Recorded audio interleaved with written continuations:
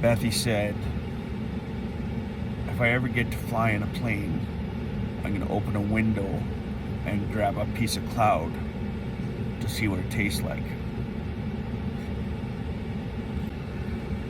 My older sister jumped on it, and she was like, you got to put that in a song, it's so cute. We were laughing at her for being cute and stuff, and it was pretty adorable. So that's how I came up with the first line in the song. It was at a time when my grandma was dying of cancer, and we went into the hospital to visit her.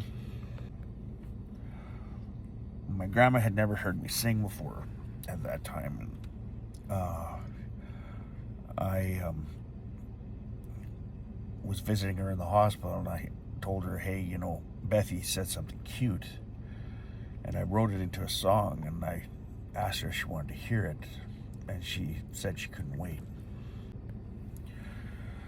So I'm playing the song, and I get through the first verse, and I start getting into the second verse, and the rest of the family that was in the room next door at the hospital burst through the door, interrupted me playing the song, and I just derailed. I just rattled my cage, and grandma loved it, but I was pissed off.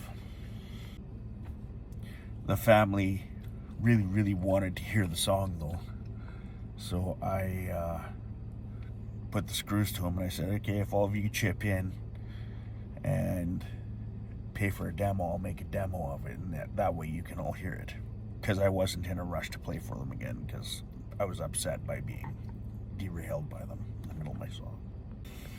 So I made a demo of it, and they all loved it. So the whole family has known this song for, what would it be, 21 years now. But I never really considered it finished, because I never got the third verse. I didn't have a third verse forever and ever.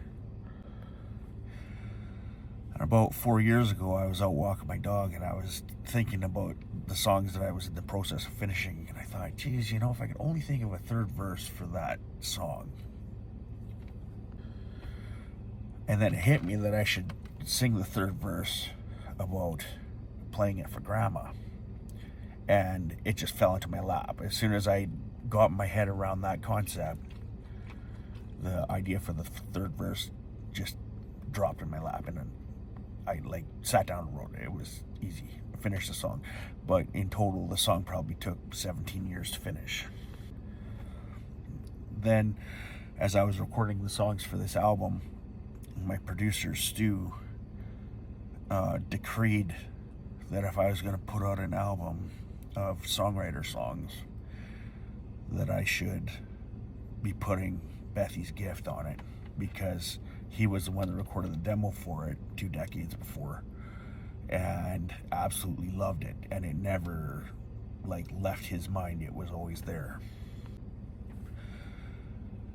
I was hesitant, but we recorded it, and it turned out so good.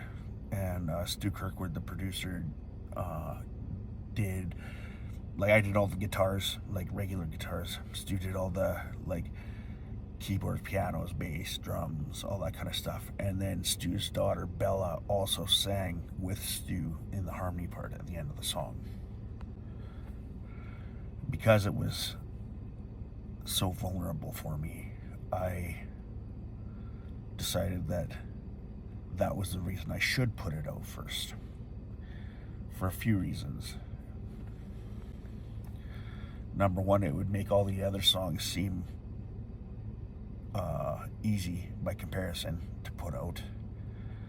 And the main reason is that